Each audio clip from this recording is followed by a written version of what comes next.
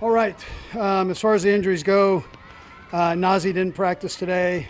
Justin and both Justins, Reid and Watson.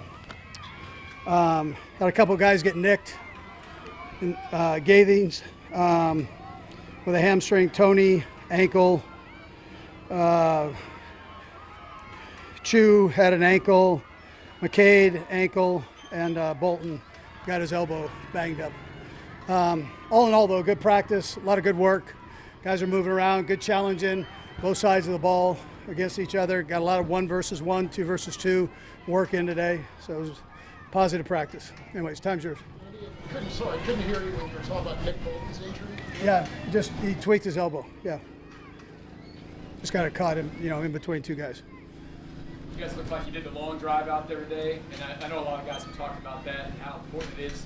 You like that drill during camp. Can you just kind of explain what's so good about that? Yeah, we just do different situations with it, and the ones get quite a few reps, with it, and it's playing the game is really what it is. So, but we have certain situations we work through. Yeah. Coach Max mentioned the other day that he's still waiting for someone to step up behind McDuffie at the cornerback position. But with so many injuries, how difficult has it been to properly evaluate that position? Well, it's been good for the young guys to get some reps in there. Watson came back, got some reps today, so getting back in the swing of things. So if he starts working in, that'll be a positive. But for the young guys, the Josephs, the world there, they all get a look, and so that's good work for them. How about the career path of Mike Danna? He's going to be here at the 10 a little while. Can you just speak to that and how much improvement you expect? Yeah, Mike Danna, number one, is a great kid, tremendous worker, doesn't say a word, he just works, and plays his heart out every play.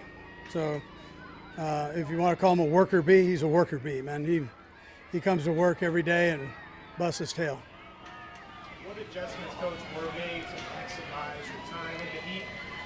What adjustments were made to maximize your time at the Heat while minimizing any impact to the players given the run? Yeah, so we do a lot beforehand, trying to make sure the guys are hydrated so they're not coming out. We don't have very many of the hydration issues, which is positive. Our trainers do a nice job with that. And then during practice, we water break them. So we'll go a certain number of plays, and then you'll see the people run the water in and give them a quick shot and then hop back out. We'll also get Nico today. Just how impressive you've been year to year with his development.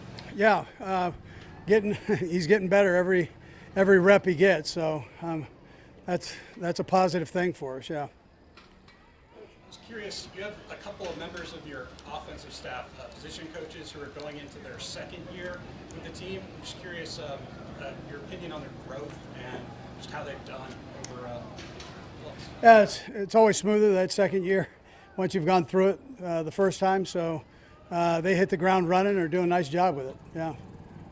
Andy, you talked about some of the defensive injuries that gives your young guys a chance to show you what they can do, but you're also trying to get ready for a season 2. With all the defensive guys who are out, at what point does that start to affect your preparation? I think we're okay at this point, Adam. They'll be back. They'll be back here, and they'll have time to work. So I think we'll be fine there. Just considering the speed that you've added, I guess just year to year, obviously you went to details, but how much is this game, how much is changing as far as what you guys are doing? Yeah, not a ton changing, and we do. I mean, we have speed, but we're playing. We're just using our offense and going. So there's not a whole lot new. Hey guys, who's the pads that come on? What have you learned so far about Kingsley and Lanye the more and more you see them and sorting out that position? Yeah, I love the compete. Both of them are competing their tails off. I feel comfortable with both of them right at this point where they're at. They just got to keep working to get better every day, So that's what they're doing. That's the mindset they're in. Hey, Coach, you got a deep receiver room. KT goes down. How much wiggle room does he have with the depth and trying to maximize the roster? Yeah, well, listen, I mean, you want to be there every day. And so anytime you miss, you miss, especially during install days, you're missing a load there. So, but that he's got to take care of what he's got and get himself back out there when he can. Can you share what you said to him? I saw you talk to him for a quick second when he went down. Yeah, at that time I didn't know he was banged up, but I was just, let's keep rolling. He had a play before that, and he went up to get it. I think that's probably where he did get hurt, but I didn't know that at the time. But just stay on top of it. Just keep squeezing. Yeah. Thanks, guys.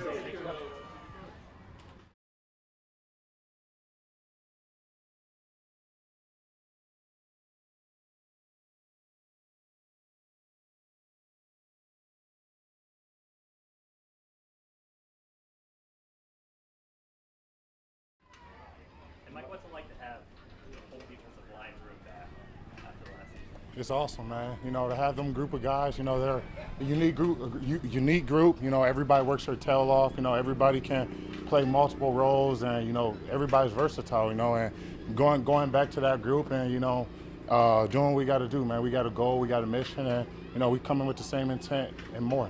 Can you share kind of this offseason, because a lot of you guys were free agents? Were you guys kind of texting back and forth? Oh, of course, man. We're a big family, man. Those are the guys, and we always got communication, open communication, and as soon as everybody got back together, it's like we didn't miss a beat. So it's a blessing to be back in that room, man, and we got to get after it. What makes that room so scary this year in your eyes? Is what makes that room? I think everybody can play ball, man. Everybody can go get after it. Everybody's pushing one another, pulling one another. We got a great leader in Chris in there, so everybody's just following after him. And you got to carry your own weight. You got to step up to the plate when your number is called. And we got a bunch of guys in that room that's more than capable to do what they got to do. Mike, it took you a little bit longer in the process to sign back with the Chiefs. Now that you've signed, did you always feel like, okay, I wanted to be in Kansas City? Of course, man. This was home, man. This is where this is where I birthed my career at. Started as a rookie, and it wasn't really too many other teams I really had in sight. But I want to be back home with the guys, and it just felt like home, man. That's all I can really describe it as. What's it like having Chris actually here in camp? He kind of jokes about the dorms and all that stuff. He hasn't been here in a while. No, it's great. He's a great leader, man, and having him in a room and having him on the field, you have somebody you can look up to, and you can have somebody in the room that you can compare your game to and constantly, compete. He always bring that vet leadership, always pulling guys, always pushing guys. So, having 95 in that room is a big difference, man. How do you feel in terms of your growth? What are you expecting from yourself this year? Man, you just got to take it one day at a time when it comes to growth. You got to trust your process. You got to trust that all the work you're putting in on the off season is going to pay off.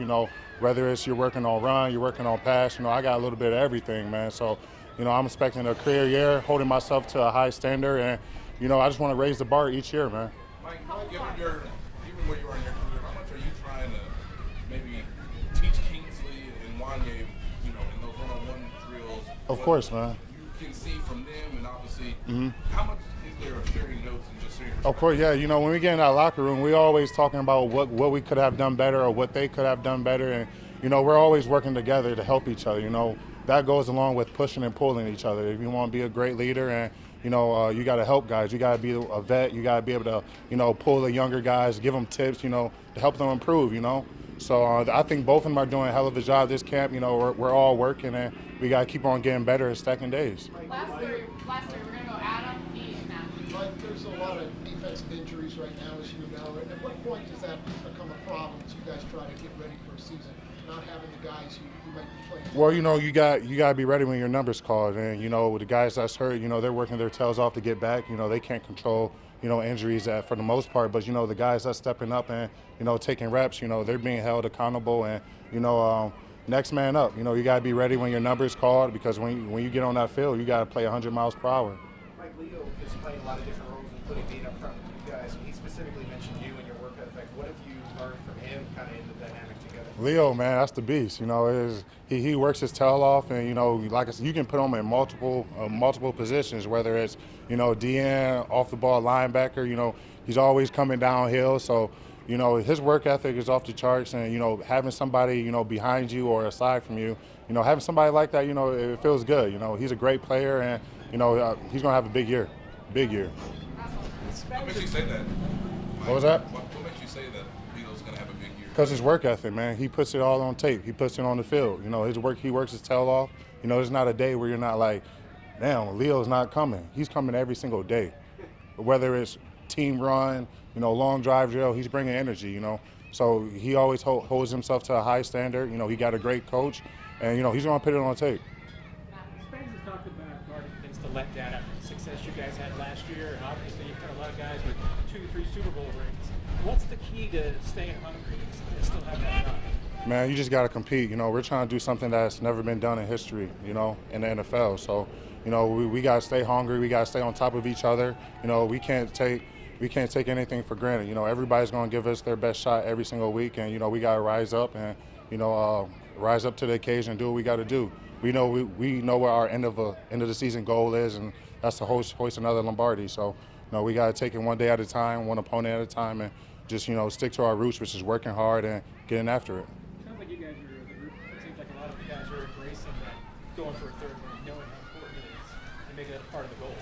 Yeah, man, it's huge. You know, like I said, it's never been done, and, you know, if you want to be the team to do it, you got to come with the right attitude every single week. And, you know, it starts out here in these long training camps days, you know, in the meeting room, in the 100-degree heat. You know, all that stuff matters, and, you know, we're excited to get the ball rolling, and, you know, it's going to be a hell of a year. Thanks, Mike. Thanks, guys. Thank you, guys. Thank you. Appreciate it.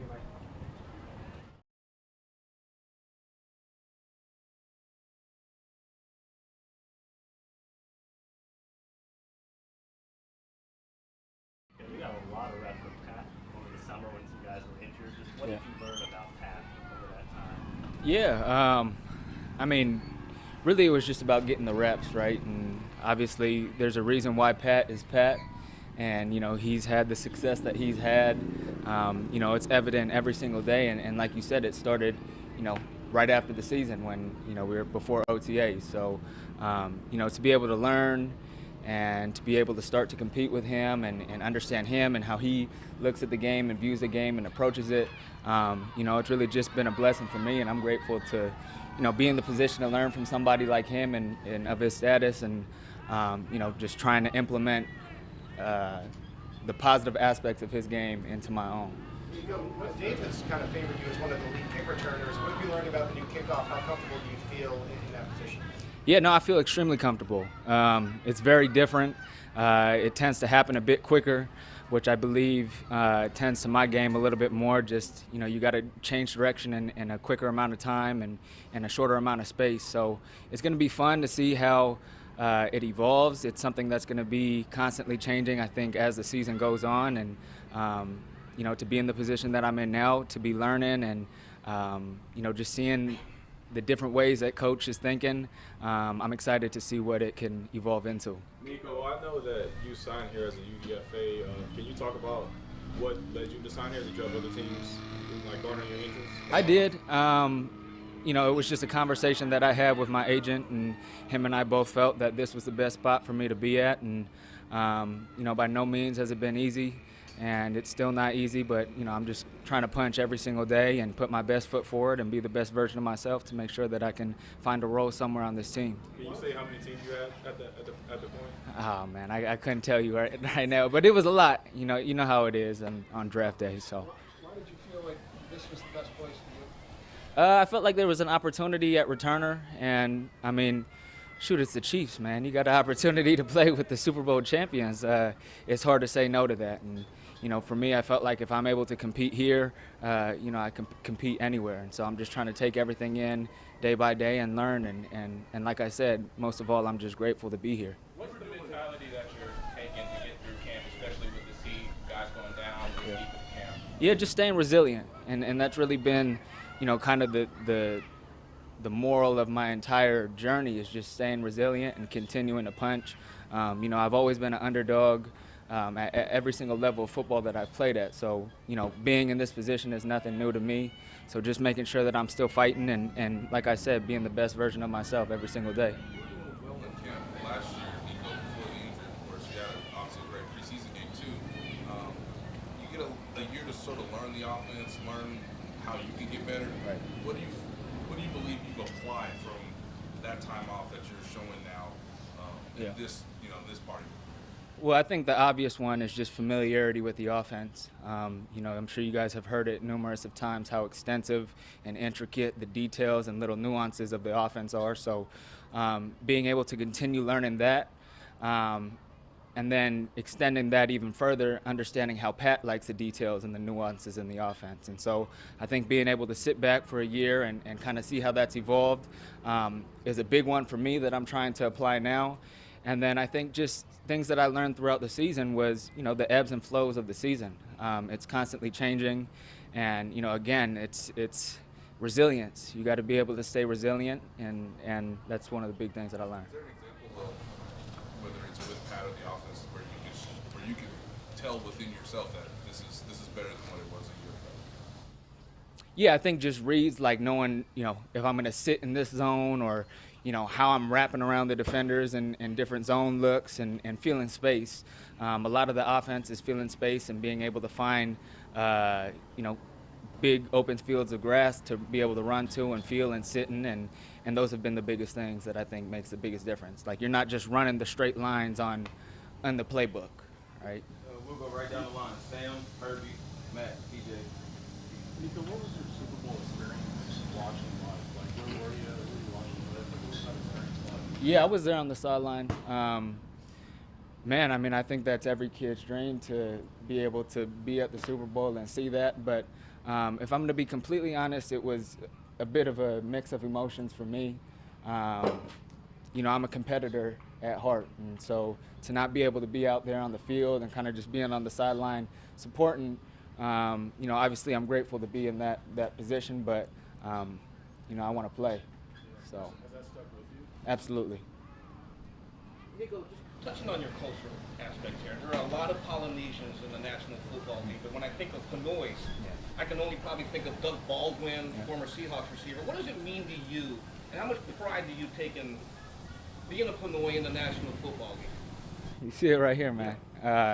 I mean, it's everything to me. My culture, my family, it's the biggest reason why I'm here right now. And, when I go out there every single day, I'm not only representing myself and my last name, but like you said, a whole community of people. So, to be able to be on this platform and to be able to represent them in a positive light, I don't take that lightly at all. You mentioned being a competitor, and you've made a lot of great plays so far in camp. I know one of the bursts of emotions I saw was one-on-ones. You had a really tough catch you didn't make today, and I saw you were frustrated. And just how competitive are you, when you say that, maybe compared to some of your teammates? I'm extreme. Yeah, I mean, I wouldn't compare it to any of my teammates, because at the end of the day, none of us would be here if we weren't competitors. But just understanding there's ebbs and flows to the game, and it's not always going to go my way. That's what makes the good moments so good and so exciting and so much fun. You have to feel those lows, and you have to experience the drop balls and whatnot to be able to enjoy any success that you find in this game. And so, like I said, resilience, just continuing to punch and put my best foot forward every single day is what I'm striving to do. Nico, I know guys kind of on the roster, but they try not to think about it as you go out there and play. But to just know that you've been on the line, this is now your second year now, that you're kind of right on that active roster line where you can be a key contributor. Just what's that feeling like? Can you describe just knowing that you're doing this every day, knowing that like the chance is right there for you? Yeah, I think, for me, regardless of, where my status is at, it doesn't necessarily change my approach. And so my approach has to be consistent. If, I'm a big neutral mindset type of guy, not getting too high, not getting too low. And if you have those external factors that I don't necessarily have the entire control of, right? Like, I got to approach the game the way I approach the game, and whatever decisions have to be made are those decisions. I can't let that deter me from how I approach and how I approach my controllables. So I don't think too much into it. Nico, Coach Nagy has described you as an absolute true professional. What types of things do you think you're doing behind the scenes to lead to that impression? Yeah, I mean, it's just the way you approach the meeting room, the way you approach your recovery, the way you approach your work, your intentionality with your work. I think there's a big difference between working hard and working hard intentionally to be able to focus on a specific thing that you're improving on. And so, like I said, just making sure that I'm trying to maximize each of those different columns every single day is, I believe, what it entails to be a pro. Again, it's something that I'm still learning, right? And so to be able to be around Pat, to be able to be around Hollywood, Travis, a lot of those veteran guys that we have on the team, I'm just kind of picking and trying to be a sponge around those guys, really. Thank you. Thank you, guys.